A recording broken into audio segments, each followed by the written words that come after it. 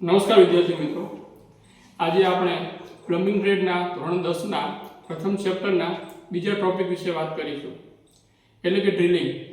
તો ડ્રિલિંગમાં ડ્રિલ મશીનનો ઉપયોગ થાય છે.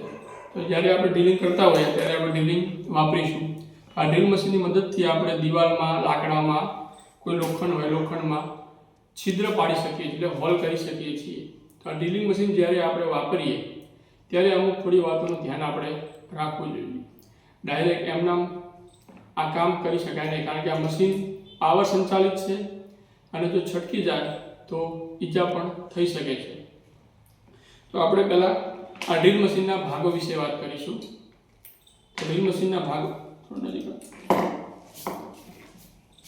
સૌપ્રથમ જ્યાં આપણે આ ડ્રિલ મશીનને પકડીએ છીએ એ ભાગને આપણે શું કહીશું? ગ્રીપ. કારણ કે આ ડ્રિલ મશીનની સમગ્ર પકડ આપણા એક હાથ વડે અને આ ભાગથી જ આપણે કરીશું. તો આને આપણે શું કહીશું? ગ્રીપ.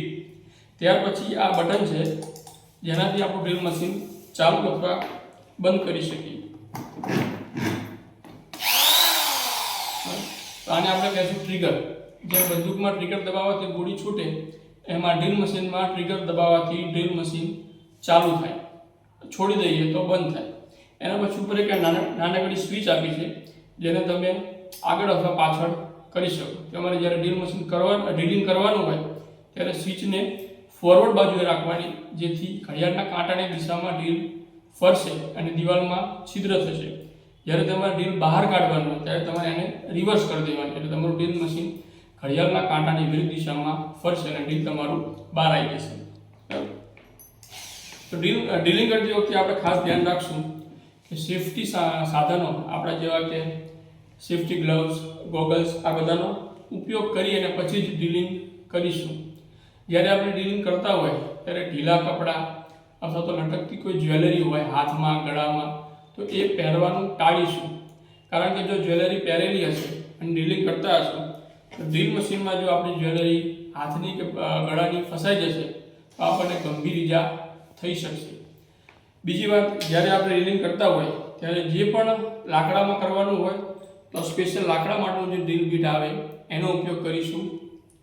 ત્યાર પછી ધાતુમાં એટલે લોખંડમાં અથવા તો બીજી કોઈ પણ ધાતુમાં કરવાનું હોય ત્યારે આ ડ્રિલ બીટનો ઉપયોગ કરીશું. આ સ્પેશિયલ ધાતુ માટે બનેલું હોય છે. જ્યારે દિવાલમાં, પથ્થરમાં, ઈંટોમાં કરવાનું હોય તો આ આરસીસી ડ્રિલ બીટનો ઉપયોગ કરીશું. એનાથી આપણું ડ્રિલિંગ સરળ અને ઝડપી થશે. ત્યારબાદ કોઈ દિવાલ ઉપર ડ્રિલિંગ કરવાનું હોય તો દિવાલને આપણે પહેલાં હાથથી ચેક કરીશું અને ઠપઠપાવીશું કે એમાં દિવાલમાં કોઈ પોલાણ છે કે નહીં. જો પોલાણ હશે તો તમે ડ્રિલ કરવા જશો અને આખો પ્લાસ્ટરનો પોળો નીચે પડી જશે. એટલે ડ્રિલિંગ કરતી વખતે ખાસ ધ્યાન રાખવાનું કે દિવાલ મજબૂત છે કે નહીં. જો મજબૂત ના હોય તો એને હથોડીની મદદથી પહેલાં તોડી પાડવાની અને જે મજબૂત ભાગ આવે એમાં ડ્રિલિંગ કરવાની. ત્યારબાદ કોઈ વાયરિંગ, અંડરગ્રાઉન્ડ કોઈ લાઇટ ફિટિંગ કરેલું હોય, વાયર જતો હોય અથવા તો પાણીની પાઇપલાઇન જતી હોય તો એ પહેલાં ચેક કરવી જોઈએ. મકાન માલિક કે કોઈ પણ જગ્યાએ આપણે કામ કરતા હોય એને પૂછી અને પછી જ ડ્રિલિંગ કરવાનું. કારણ કે લાઇટ હશે તો આપણને શોક લાગશે અને પાણી હશે તો પાણીની પાઇપ તૂટી જશે અને પછી એને રિપેર કરવી થોડી મુશ્કેલ પડશે. ત્યાર પછી ડ્રિલ મશીન તમારે લાંબુ, જે તમારું મેઇન કનેક્શન હોય ત્યાંથી થોડી દૂર જગ્યાએ કરવાનું હોય તો એના માટે એક્સટેન્શન બોર્ડ તમે જે વાપરો એનો જે વાયર હોય એ તમારે ફ્લેક્સિબલ ક્યારેય નહીં લેવાનું. એ 2.5 mm કોર કરતાં વધારે હોય એવો જ વાયર આપણે વાપરીશું. 1, 1.5 કે 2 જે આપણે ઘરના રેગ્યુલર વાયરિંગમાં વાપરીએ એ વાયર વાપરવાનો નથી. કારણ કે આ ડ્રિલ મશીન થોડો વધારે પાવર કન્ઝમ્પશન કરશે, એટલે એના માટે આપણે થોડો વધારે મજબૂતીવાળો એવો વાયર આપણે વાપરીશું. ડ્રિલ મશીનના ભાગોમાં આપણે વાત કરીએ, પહેલું ગ્રીપ, બીજું ટ્રિગર, સ્વિચ, પછી આને કહેવાય ચક, જ્યાં આગળ આપણું ડ્રિલ બીટ લાગશે. બરાબર, આ ભાગને આપણે શું કહીશું? ચક. આ ચકને ફિટ કરીશું એટલે આપણું ડ્રિલ બીટ એમાં ફિટ થઈ જશે.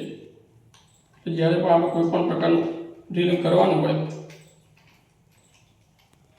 તો એનું ડ્રિલ બીટ આપણે લગાવી અને આ ચકને ટાઈટ કરીશું.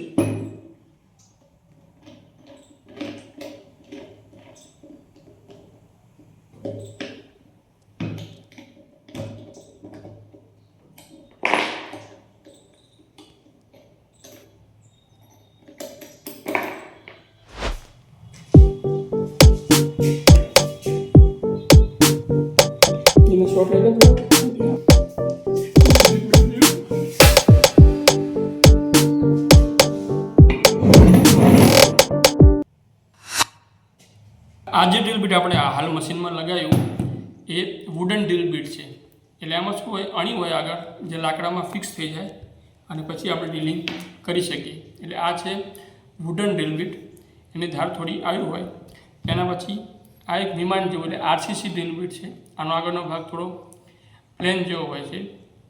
આનો ઉપયોગ આપણે દિવાલોમાં લાકડા કે ઈંટો કે પથ્થરની દિવાલ હોય એમાં ડ્રિલિંગ કરવા માટે આ ડ્રીલ બીટ વાપરીશું.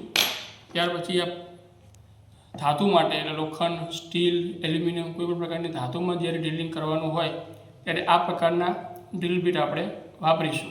આ ત્રણેય અલગ અલગ દેખાવના, અલગ અલગ મટીરિયલમાંથી બનેલા અને અલગ અલગ વસ્તુઓના ડ્રિલિંગમાં ઉપયોગમાં લેવાતા ડ્રીલ બીટો છે. આરસીસી માટેનું ડ્રીલ બીટ, ત્યાર પછી આ ધાતુ માટેનું ડ્રીલ બીટ, આનો ઉપયોગ ધાતુમાં ડ્રિલિંગ કરતી વખતે કરીશું. ત્યાર પછી આ લાકડાનો એટલે વુડન ડ્રીલ બીટ, આનો ઉપયોગ આપણે લાકડામાં જ્યારે છિદ્ર કરીશું ત્યારે ઉપયોગ કરીશું. તો હાલ હું તમને એક ડેમો બતાવું જેમાં આપણે લાકડામાં ડ્રિલિંગ કરીશું. તો જ્યાં આગળ આપણે ડ્રિલિંગ કરવાનું હોય ત્યાં આગળ આપણે સૌપ્રથમ માર્કર અથવા પેન્સિલ વડે માર્કિંગ કરીશું. આપણે આ ટેબલમાં આ બેન્ચ વાઇસને ફિટ કરવાની છે. તો એના જે હોલ છે ત્યાં આપણે માર્કિંગ કરી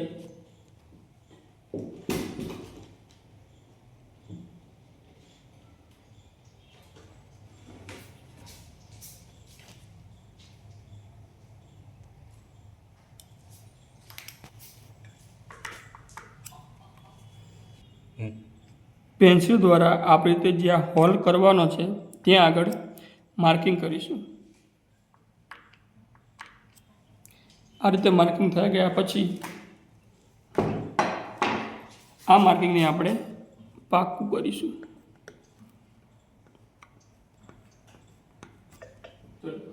ડ્રીલ મશીનનો ઉપયોગ કરતી વખતે આપણે સૌપ્રથમ સેફ્ટી ગ્લવ્સ વાપરીશું જેથી આપણા હાથને ઈજા ન થાય.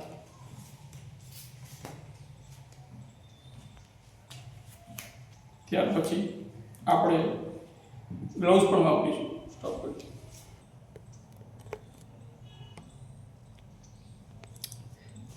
સેફ્ટી ગ્લવ્સ પછી આપણે સેફ્ટી ગ્લાસીસનો ઉપયોગ કરીશું જેનાથી આપણી આંખને કોઈ પણ પ્રકારની ઈજા ન થાય.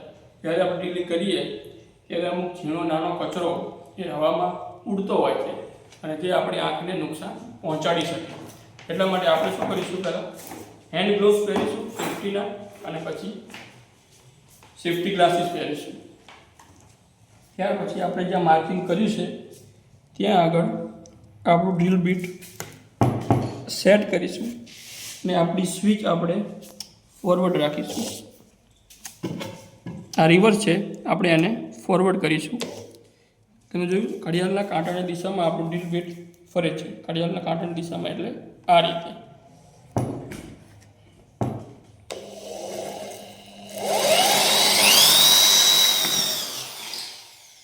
ડ્રિલિંગ કરો ત્યારે આપણું ડ્રીલ મશીન ખૂબ જ મજબૂતાઈથી પકડો. નહીંતર શું થશે કે જ્યારે આપણે ડ્રિલિંગ કરીશું ત્યારે આપણા હાથમાંથી છટકી જશે. તો એના માટે આપણે શું કરવાનું, આપણા ડ્રીલ મશીનને ખૂબ જ મજબૂતાઈથી પકડી રાખવાનું.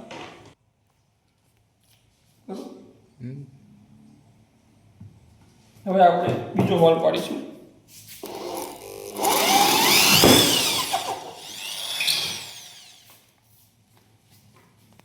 આપણા હોલ બંને પડી ગયા છે. આપણે આનો કચરો સાફ કરી લઈશું.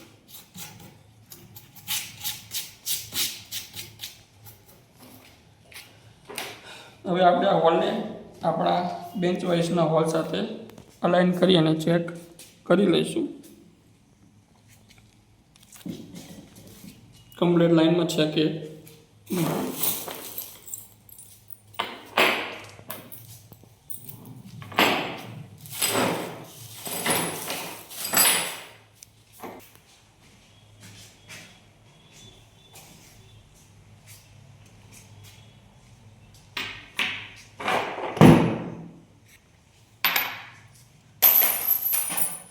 પૈસા પડી જાય.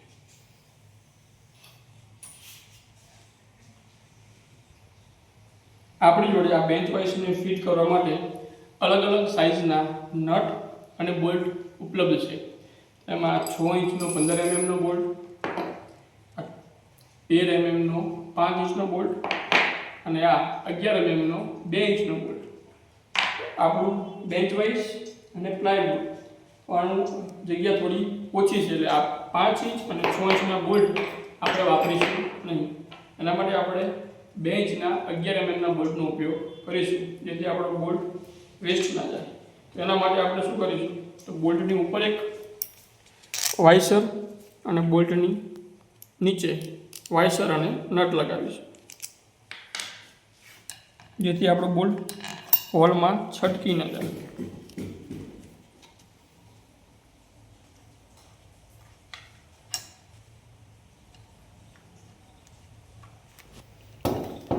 બોલ્ટ સંપૂર્ણપણે બહાર નીકળી ગયા પછી આપણે એના ઉપર નટ ચડાવી દઈશું.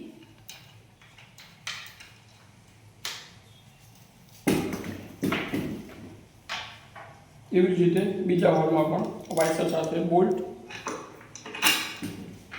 વાઇસર સાથે નટ લગાવીશું.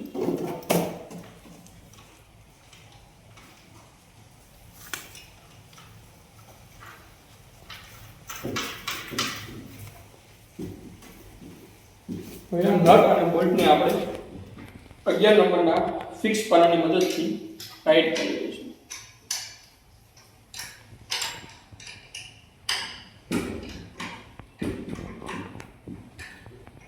આપણો બોલ્ટ નીચેથી ફરતો નથી, એટલે પાનાની જરૂર નહીં પડે. હાથથી જ આપણે એને પકડી રાખશું અને ઉપરના બોલ્ટને ટાઈટ કરી દઈશું. એવી જ રીતે બીજા બોલ્ટને પણ ટાઈટ કરીશું.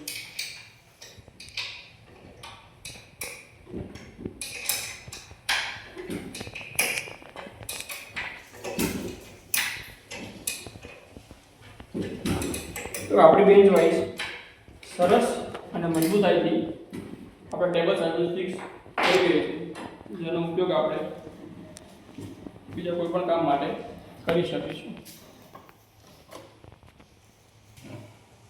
બેન્ચ વાઇસ લગાવ્યા પછી આપણે હવે આ ટેબલમાં પાઇપ વાઇસ લગાવશું. તો પાઇપ વાઇસને આપણે શું કરશું, તો આ ટેબલના સેન્ટરમાં લગાવશું. તો એના માટે આપણે આ ટેબલનો સેન્ટર પોઈન્ટ ગોતવો પડશે. તો એના માટે આપણે શું કરીશું, આ મેજર ટેપ છે, આ મેજર ટેપની મદદથી આપણે આ ટેબલની આખી લંબાઈ માપીશું. આ લંબાઈ માપતા આપણને કેટલી જણાય, 72 ઇંચ. શું કરું,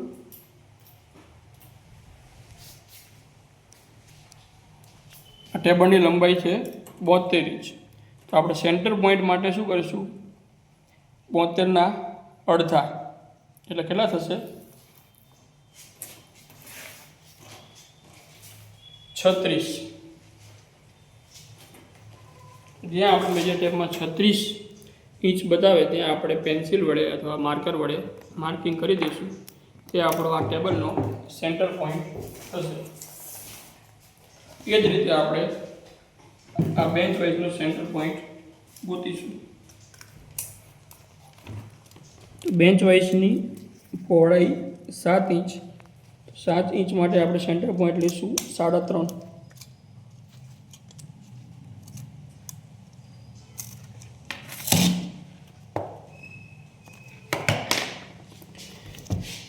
બેન્ચ વાઇઝનો સેન્ટર પોઈન્ટ અને આપણા ટેબલના સેન્ટર પોઈન્ટને મેચ કરીશું, એટલે આપણી બેન્ચ વાઇઝ એકદમ સેન્ટરમાં આવી જશે. બેન્ચ વાઇઝના જે હોલ છે એ હોલ પ્રમાણે આપણે માર્કિંગ કરી અને ત્યાં ડ્રિલિંગથી હોલ પાડીશું.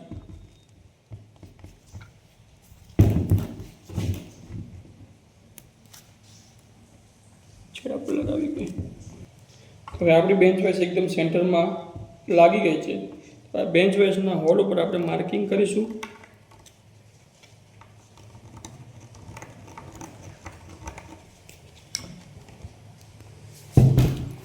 આ માર્કિંગને આપણે ક્રોસ વડે પાકું કરીશું.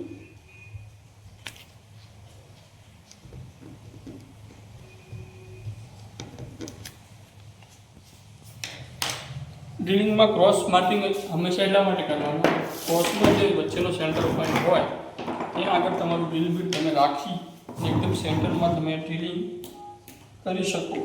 તમારો હોલ એકદમ ચોકસાઈથી પડશે.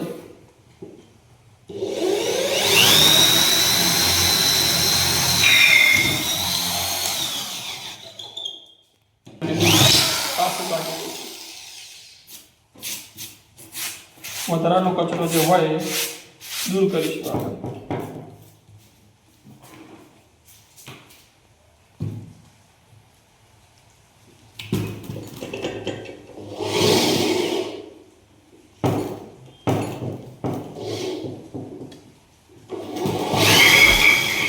તો આપણા હોલ પડી ગયા છે. એના ઉપર આપણે પાઇપ વાઇઝ મૂકી અને ફરીથી બેન્ચ વાઇઝમાં જેમ નટ બોલ્ટથી ટાઈટ કર્યું એ રીતે બેન્ચ વાઇઝ પણ આપણે ફિટ કરીશું.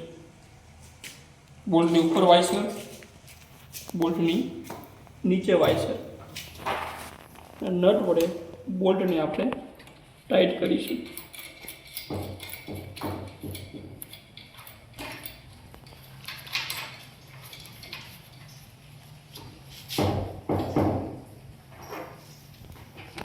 એ જ રીતે બીજા બોલ્ટની ઉપર વાઇસર, નીચે વાઇસર.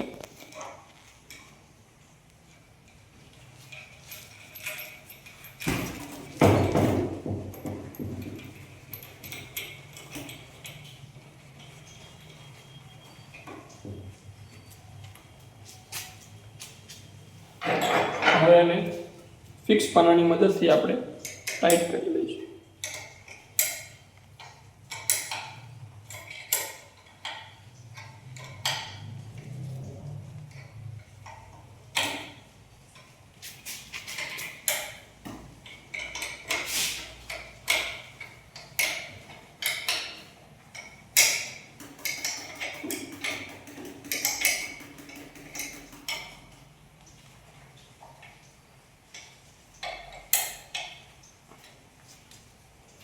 તો આપણે બેન્ચ વાઇઝ પાઇપ વાઇઝ આપણા ટેબલમાં ફિક્સ થઈ ગઈ છે. હવે આ પાઇપ વાઇઝનો ઉપયોગ આપણે પાઇપ કટિંગ કે પાઇપ થ્રેડિંગ માટે કરી શકીશું.